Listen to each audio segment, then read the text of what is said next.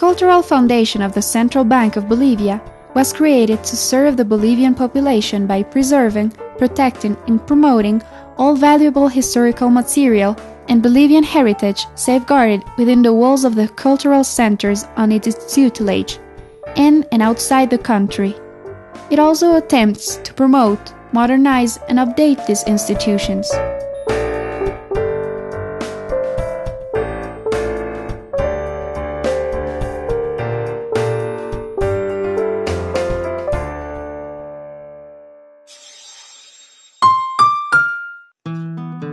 National Art Museum.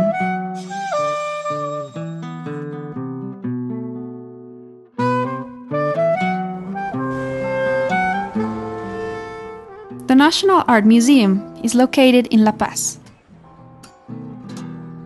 The old stately home was and still is a silent witness of historical, political, and social events of the country.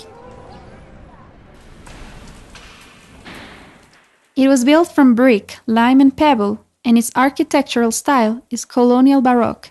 It is considered one of the most valuable constructions in America.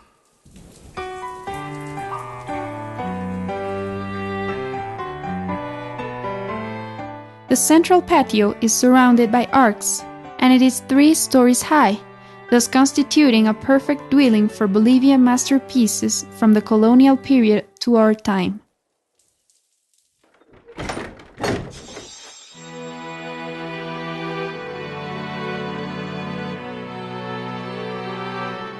It has a valuable collection of colonial art of anonymous authors that portray heavenly triumphs, angels, archangels, the Holy Trinity, the Immaculate Conception, the devotion towards the Virgin Mary, and a syncretism with Mother Earth or the Pachamama, along with altarpieces that were brought from Spain in the 16th century and others that were crafted by architects and artists in Latin America during the colonial period.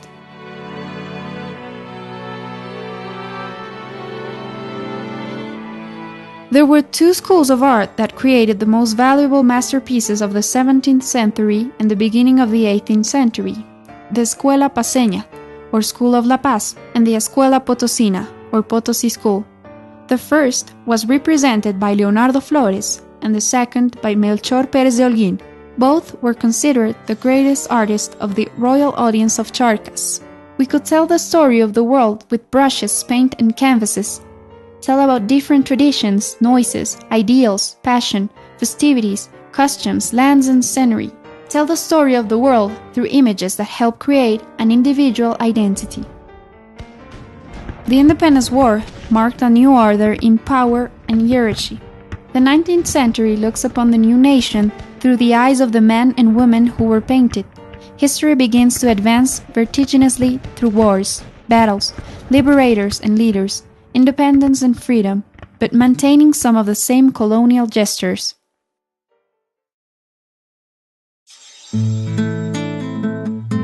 Land claimed its memory, and the 20th century begins with pro-nationalistic, indigenous and telluric feelings and the search to find our own identity.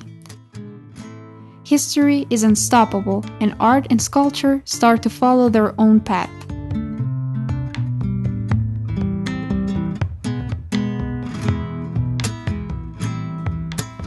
As from the 1952 National Revolution, the vertigo to find our own identity and create social change translated into art and sculpture. The population and its struggles take over murals and canvases. A postmodern idea of aesthetics is born with recurrent images referring to social protest.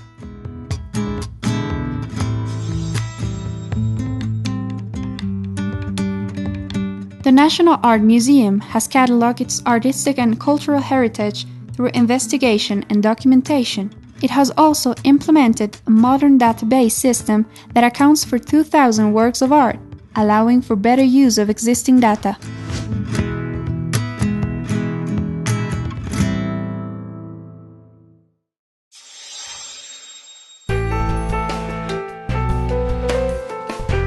The museum has a conservation area where professional preservation and restoration techniques are used to repair or upkeep works of art.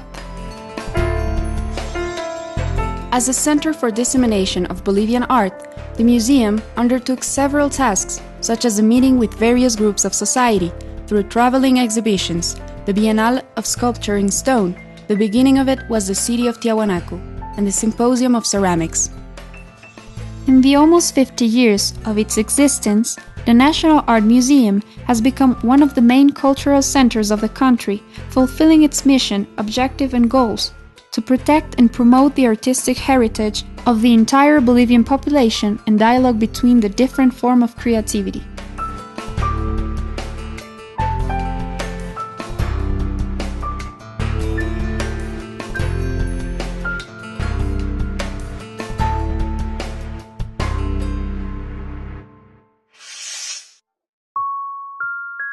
House of Freedom. Sucre, capital of Bolivia, is surrounded by two mountains, the Sica Sica and the Churuquella. Within its borders is the House of Freedom. The first call for freedom was heard in the year 1809 in the city of Chuquisaca, the birthplace of freedom in America. Thus an entire continent clamored for independence as bells tolled and rifles were fired in the struggle against Spanish domain. The Declaration of Independence of the Alto Peru, or Charcas, was signed in the main hall of the House of Freedom on August 6, 1825. From that date forward, it is called the House of America, or Casa de América. It was built as a university around the year 1700 by the Society of Jesus. The large cloister surrounded by one-floor galleries leads us to what was the chapel of the university, and where the most important academic events were held. In the main hall, the representatives assisted to a legislative assembly called upon by Field Marshal Antonio José de Sucre to deliberate on the destiny of the country. The first constitution of Bolivia was signed in it, and the fundamental laws of the new republic were passed within its walls. The door, made of solid cedar and bronze nails, with great knockers, opens toward the main plaza. Its granite stones, columns, and adobe walls are silent witnesses of emotions, oaths, promises made throughout Bolivian history. This tercentennial building guards historical relics, collections of unedited maps, documents, and plans that date from the 3 centuries ago, as well as patriotic symbols such as the flag of Macha, the sword Antonio José de Sucre used to fight and win the Battle of Ayacucho, and a rich historical and geographical library.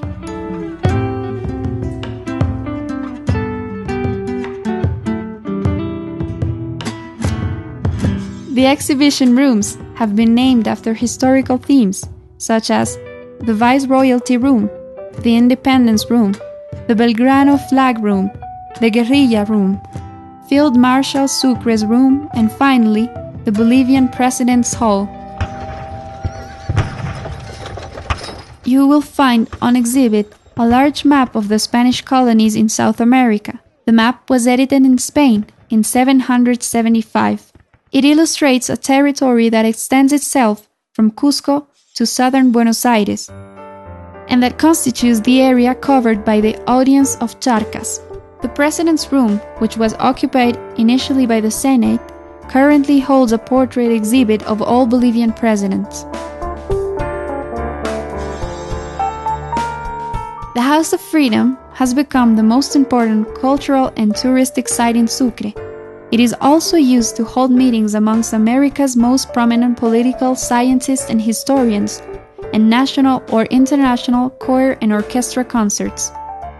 Within its walls, you can still hear the bells of freedom tolling and experience the marvelous art, cultural and historical exhibits.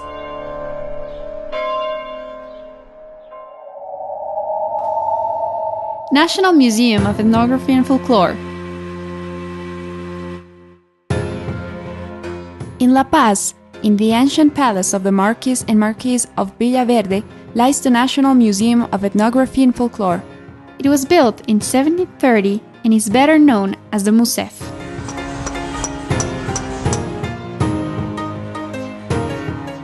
Its structure and architecture are strictly colonial, and the building kept a three-patio design.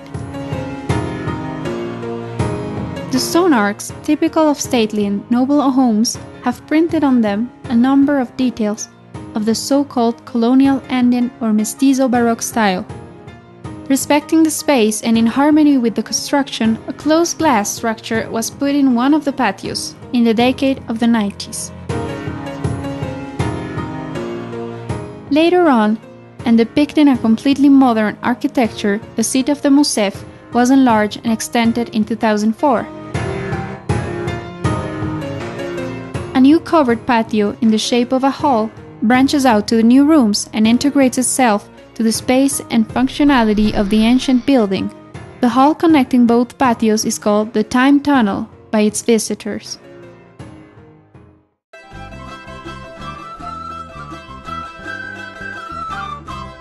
The remodeling and extensions carried out in its beautiful colonial home allow the visitor to enjoy and learn about living cultures of Bolivia, seeking the constitution of intercultural harmony within a framework of acceptance and respect for all different forms of life.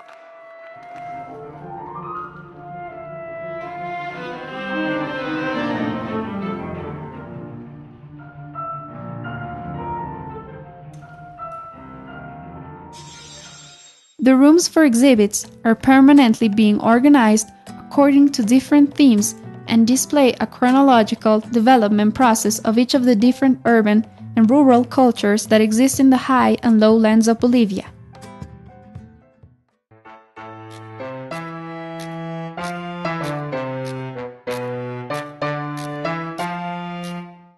The 59 different masks from the Andes, Amazon, Eastern and Chaco regions take the visitor on a trip that allows him to see the different faces, expressions, colors and meanings of the various regions in Bolivia. A tour that is full of energy, spirituality, mysticism, and communion with the gods and forces of nature. Each mask wraps the individual in a different character and in a unique and unforgettable ritual.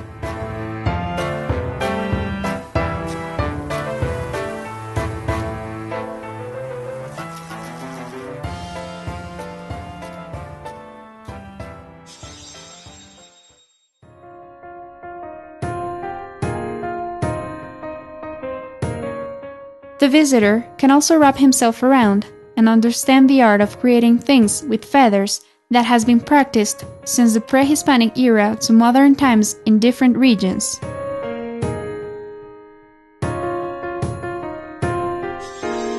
This exhibition room can allow the public to experience the different cultures of pre-Hispanic and modern times, the most important of which are textiles made by the Paracas, Nazca, Tiahuanacu, Chimu, and Incas.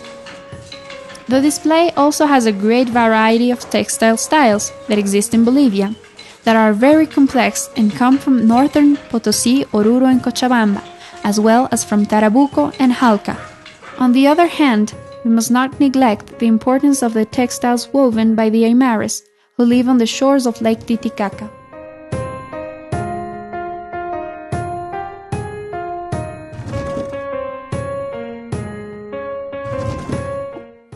The uncus, also called kawas or kushnas, were ritual clothing that men have worn since pre-Hispanic to modern times. They are made in different sizes and for different events, and are considered important pieces of textile artistry.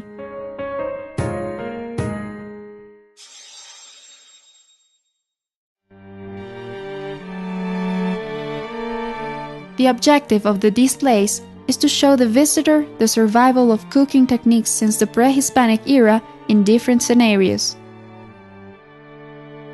Pottery has become a very important element in everyday life since it was invented. Depending on the ethnic group that produces it or uses it, it has special characteristics that determine its cultural identity.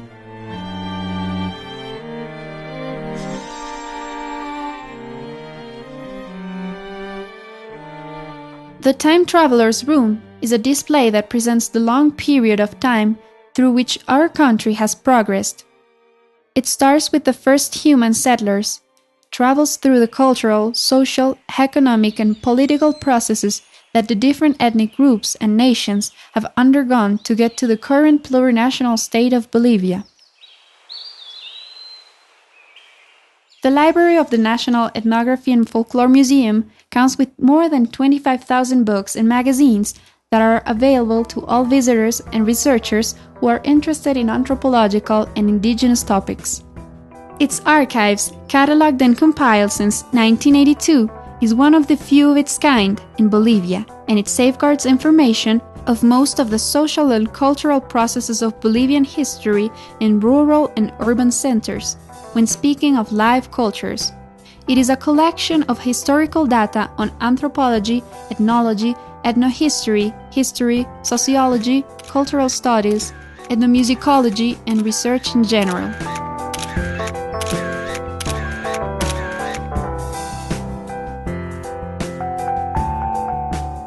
The MUSEF has 26,000 cultural sites that register cultural publications in the entire country and of our different nationalities. They are stored in 3 different locations in the storage to be able to preserve them properly. The first location holds the organic cultural assets. The second location holds inorganic assets. And finally, the third space guards miscellaneous cultural assets.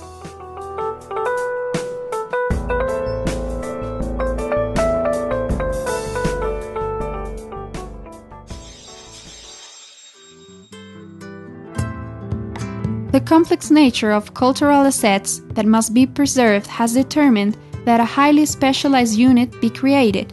Conservation and restoration of the cultural assets, as well as biological and physiochemical research, is carried out in the Conservation Laboratory.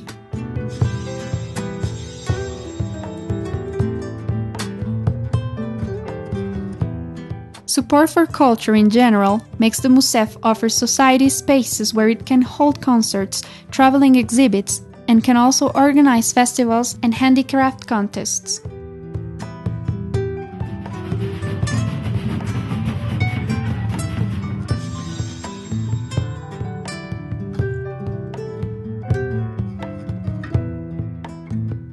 In order to expand their activities, the MUSEF has a location in Sucre since 2004.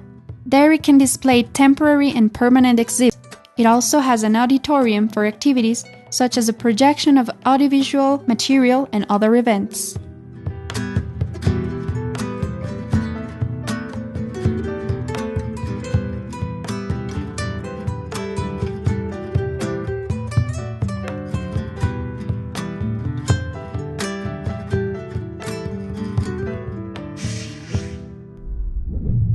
National Library and Archives of Bolivia. The modern and spacious building of the National Library and Archives of Bolivia was inaugurated in October 2002 in its beautiful capital city. The building counts with every facility and technical characteristic required to fulfill its role. It was financed by the Cultural Foundation of the Central Bank of Bolivia and hosts, as was mentioned before, the National Library and Archive of Bolivia, 2 institutions that are in charge of preserving the country's historical memory and safeguarding important bibliographical collections, archives, and batches of documents. The archives receive, preserve, and make the country's historical documents and records available to the public. It also guards, protects, and digitalizes batches of documents from the Royal Audience and Chancery of La Plata de los Charcas, kept since 1561 up to the time of the Declaration of Independence in 1825. The archives also include historical material of the Carolina Academy and music scores that are unique in their kind, 4 of which were decorated with the Memory of the World Prize by the UNESCO. One of the most important bibliographical collections that is preserved in the Bolivian National Library and Archives holds 7,460 books, pamphlets, newspapers, and loose sheets, all of which were classified by Gabriel René Moreno. His passion and commitment towards bibliography led him to acquire an important number of documents from Bolivia, Peru, Chile, and Argentina. The Ernest Otto Ruck collection, compiled since 1913, It is composed of book collections, amongst which you might find the one that belonged to Samuel Velasco Flor.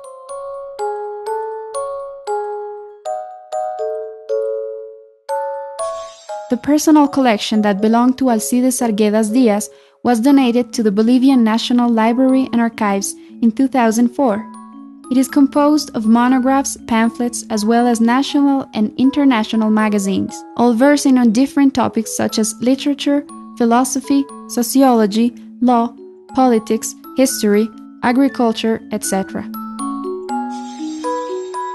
The National Library has also gathered bibliographical resources and records such as books, pamphlets, magazines, and other documents that Gunnar Mendoza Loza has compiled while he was serving as director of the National Library and Archive of Bolivia for half a century from 1944 to 1994. Guillermo Lora has a collection that counts with 20,000 units and was recently acquired by the institution. We find documentation that enlightens us on the nature of this contemporary left-wing intellectual's political training. The institution also has the Fray Antonio de la Calancha Library, a cultural institution that promotes the expansion of academic knowledge and culture, as stipulated in the policies established by the Cultural Foundation of the Central Bank of Bolivia. In it, all books published by the editorial line of the National Library and Archives of Bolivia's editorial centers, as well as any publication made by the cultural centers that are entrusted to the Cultural Foundation of the Central Bank of Bolivia, a restoration workshop is continuously putting new initiatives into practice in order to preserve and restore the above-mentioned documents and heritage.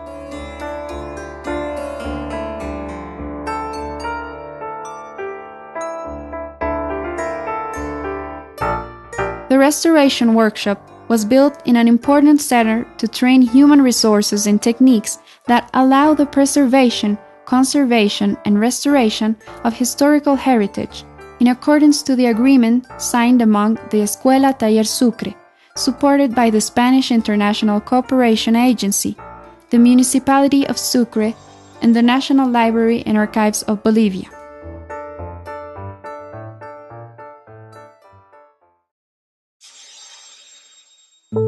In order to facilitate scientific research and to protect individual rights, documents might be reproduced upon request, but only by the institution itself, and using their equipment, which is possible as they own both a photocopying and a digitalizing machine.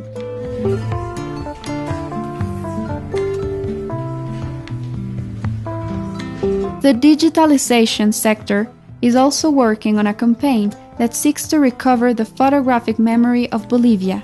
It has been implemented in several departments of the country and allows the institution to preserve those photographs loaned by the general public through its digitalization and subsequent safeguard in their database.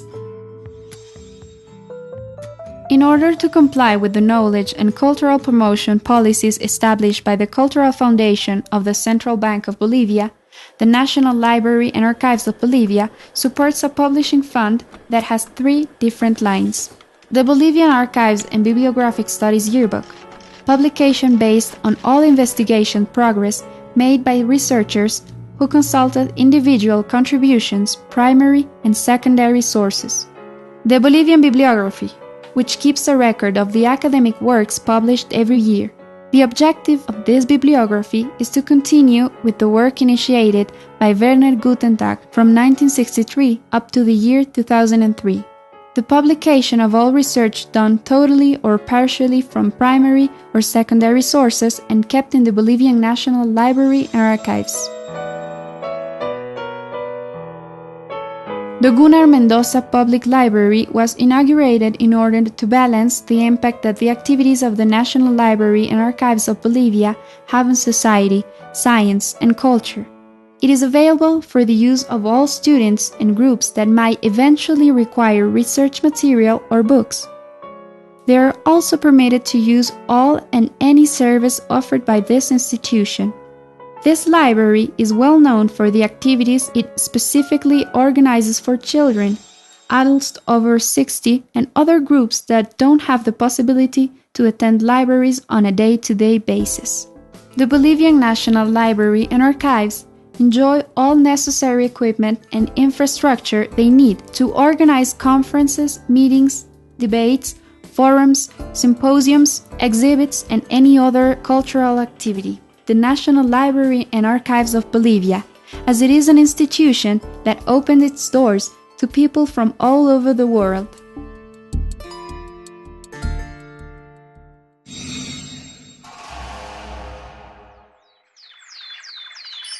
The Santa Cruz Cultural Center.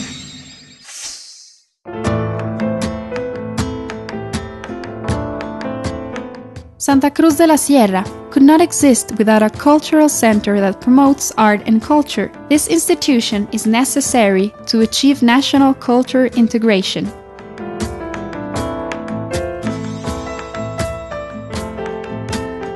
During the initial phase of the project, the building was refurbished, and it was originally a bank. 4 rooms of approximately 200 square meters each were renovated.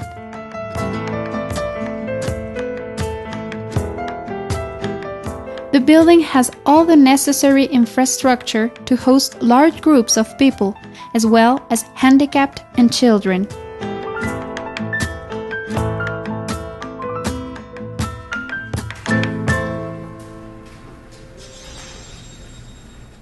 It also has an assembly and curatorial workshop, conference rooms, a shop, and all the necessary equipment and personnel required to function perfectly. Since its grand opening in 2009, the Santa Cruz Cultural Center has been promoted by the Cultural Foundation of the Central Bank of Bolivia and has presented more than 70 local, national, and international art exhibits. These events favor the exchange of ideas between the community and the artists, who manage to maintain a constant communication with the public through their art.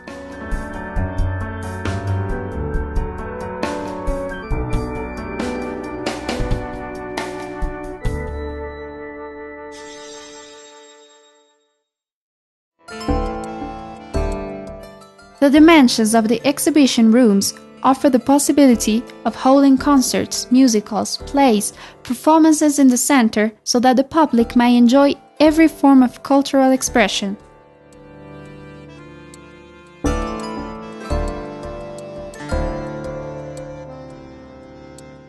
This is only the beginning of a greater project. In the second phase, a large theater will be built, with the capacity to hold approximately 400 people.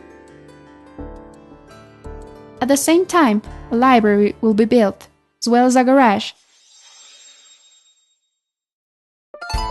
This endeavor must be followed through completely, as its main objective is to make a lasting contribution to the arts.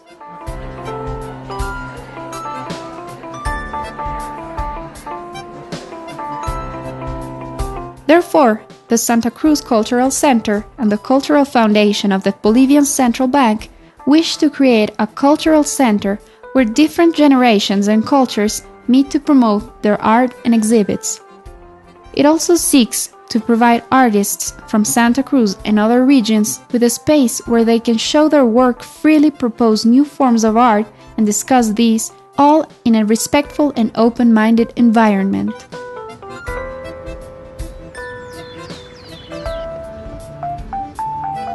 The main objective of the Santa Cruz Cultural Center is to promote, broadcast, discuss, and attract the public to different cultures and forms of art, but mainly to receive its visitors with open arms.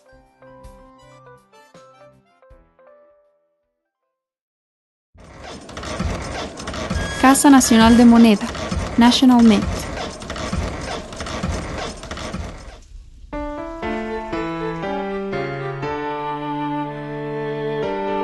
The city of Potosí is located at 4,077 meters above sea level, at the foot of a sacred mountain, consecrated both by gods and demons. On April 1, 1545, the Spanish captains sized the imposing mountain and named its first silver mine, the Discoverer. They also built the first houses so they could live in that city in order to serve our Lord God, and to obtain wealth and profits for His Imperial Majesty.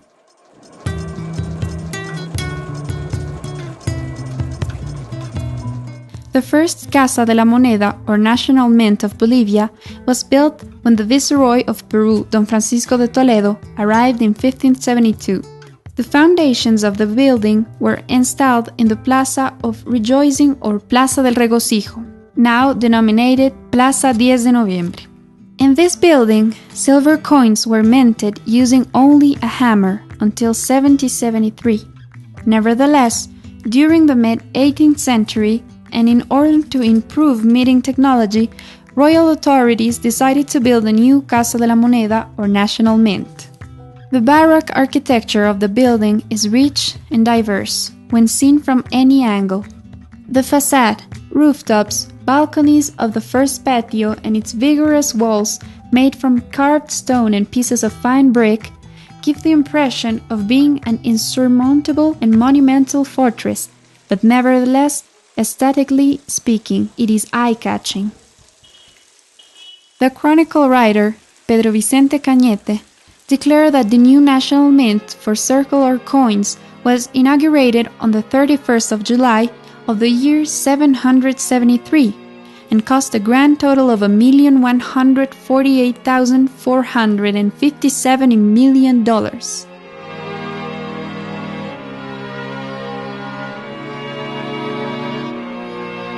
It is considered the most expensive and important historical architectural masterpiece in Potosí and the American continent. From 773 until 825, coins were minted for Spain. From 1813 until 1815, there were coined for the provinces of the Rio de la Plata, and from 1827 until 1951, for the Republic of Bolivia.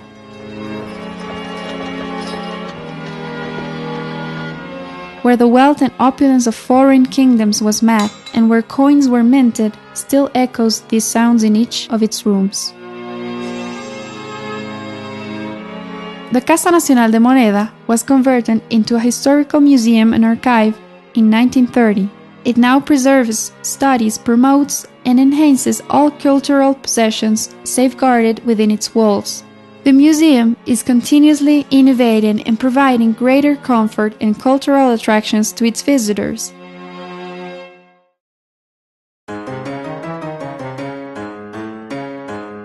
For example, they have built a replica of a meeting press for the Cubs, which were coins embossed with a mullet, thus allowing those who visit the museum to relive the experience of African or Indian slaves who coined money for the Spanish crown.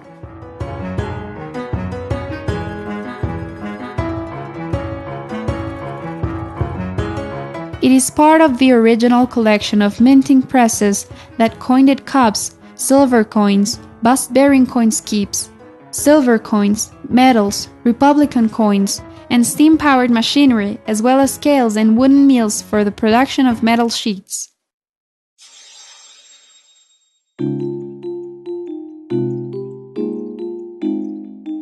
The Casa Nacional de Moneda also safeguards an important collection of silver pieces and an archaeological pottery collection. Stone weapons and mummies can also be found in its exhibition rooms. However, the main attractions are several art collections that contain the most valuable masterpieces of Bolivian art history.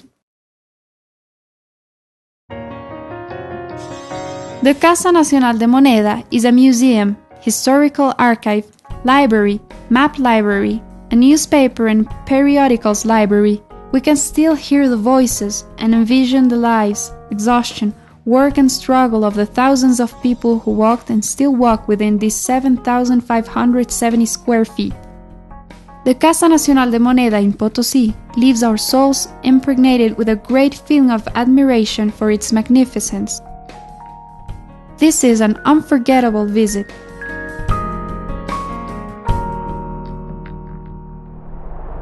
The cultural foundation of the Central Bank of Bolivia. The Cultural Foundation of the Central Bank of Bolivia has published several documents including an information bulletin, Nexus, and a cultural magazine. Its fund has published several sociological, anthropological, cultural, historical studies, as well as research and other topics that have been widely accepted by Bolivian society and have received great recognition.